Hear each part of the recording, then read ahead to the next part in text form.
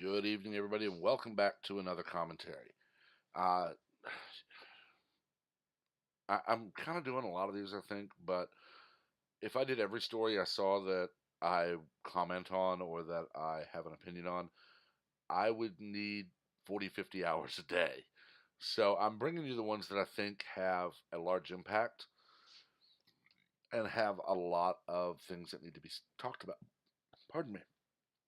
This one is no exception to that. Right now, we have an active story. And after my first video about the officers being required to call their supervisor before they can deploy their service weapon, again, that was satire, as the site calls it, total BS. But after that one, and then I get this one, and I'm thinking this is the same thing, but it's an AP news source, apnews.com. They're not a satire. They're not a humor site. The NAACP in Portland has now said that an ordinance requiring public signs on brick buildings warning that they might collapse in an earthquake is a part of a long history of white supremacy aimed at forcing black people to move out of neighborhoods. Now, I'm sorry, folks, I've not visited Portland. I've actually never visited Oregon or Washington. Furthest west I've gotten is California, and I've been to Marin County, I've been to San Francisco, Los Angeles, San Diego, all beautiful areas, or at least San Francisco used to be. But walk down pretty much any residential street in San Francisco that's been there for a while. Walk around Marin County and look at the old buildings in Marin, Napa Valley. If more than a .001 aftershock hits, these buildings are in danger of falling down. In San Francisco, most of them are owned by extremely wealthy people. Now, if San Francisco put up a new city ordinance requiring these signs saying if an earthquake happens, these buildings may collapse, the NAACP would either be completely silent or it would be, well, that's just sound science. These buildings are old. They're not properly built for earthquake. But because they can use this to cry racism, they do. Now, the next possible steps for this are a few. One, nothing will happen. You'll get some whining and complaining from people who hyped this story up. Well, nobody's listening to me because we know you're talking out of your butt. This story is based on sound mechanical science. An older building that has not been renovated regularly and properly, whether it's made of brick, wood, doesn't matter. It's a danger in an earthquake. It's just the way it is. When the earth moves, things on the earth move with it. And the older a building is, the more dangerous it is. Option two, absolutely nothing happens. It just fades away. And that's the most likely, probably, for me. But there is a possibility that you might see this taken up by some idiot lawyer like Creepy Porn Lawyer who says, I can sue the city and get millions and millions and millions to retrofit these buildings, and then I can take my legal fees out of it, and I can make some money. And there are a lot of very dishonest attorneys out there who might actually do that. And that's just sad. This is not racist. It's just not.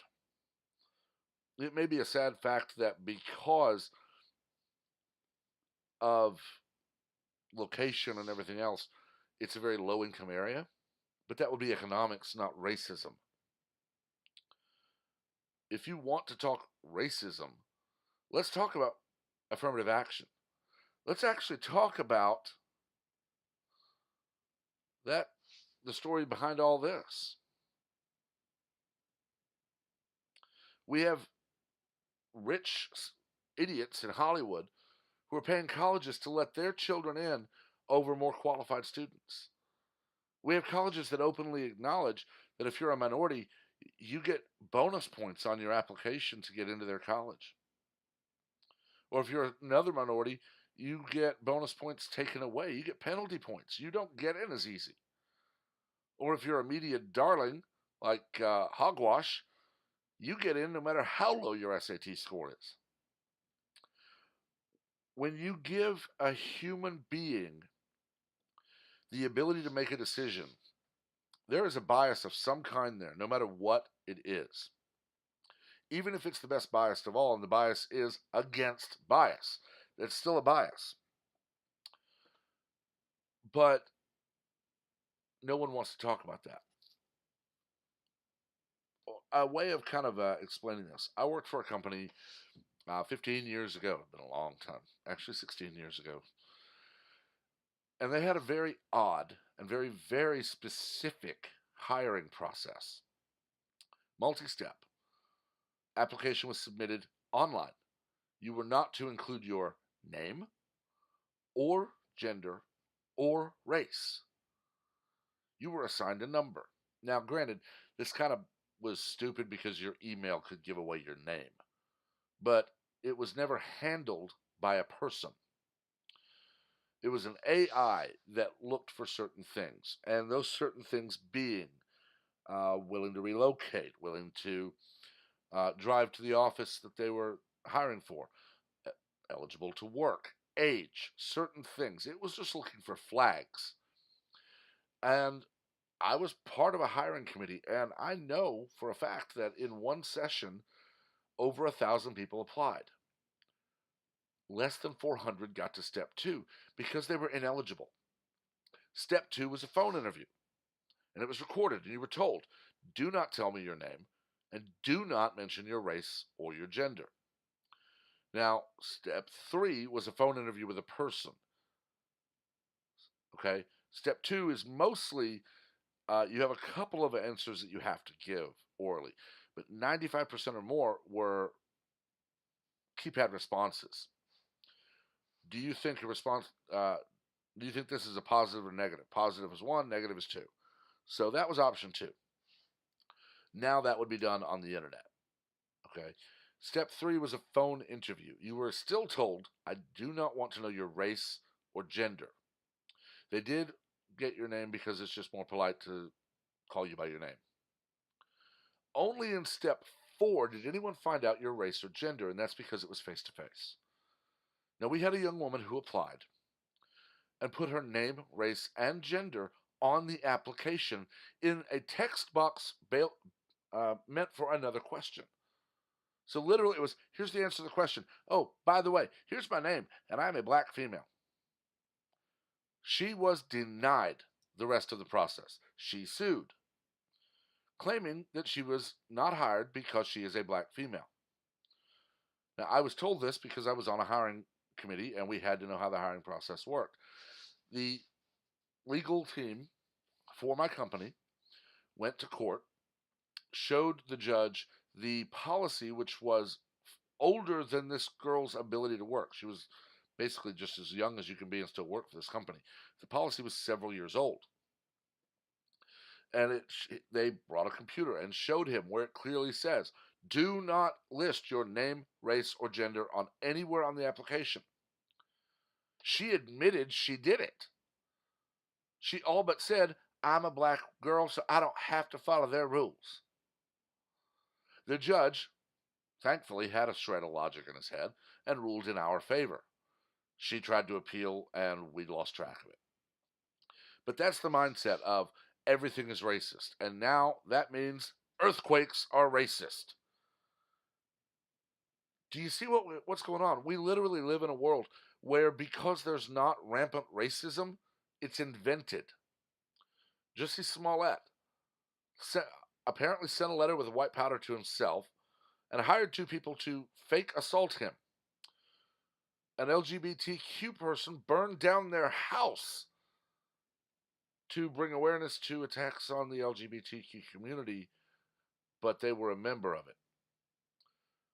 During 2016 or 17, a black man painted Nazi messages all over his own church. Another person, liberal, I forget who it was, burned down their own church, and then they blame the people they hate. And then when it's found out, well, it's still their fault. They're just evil people, and I have to bring their evil to light because they won't be evil. The Muslim girls who claimed men ripped their hijab off their head, which never happened. Or the girl who claimed racist notes were left on her dorm room door, which never happened. We live in a world where racism is so scarce that earthquakes are racist. It's insanity. It's ludicrous to me.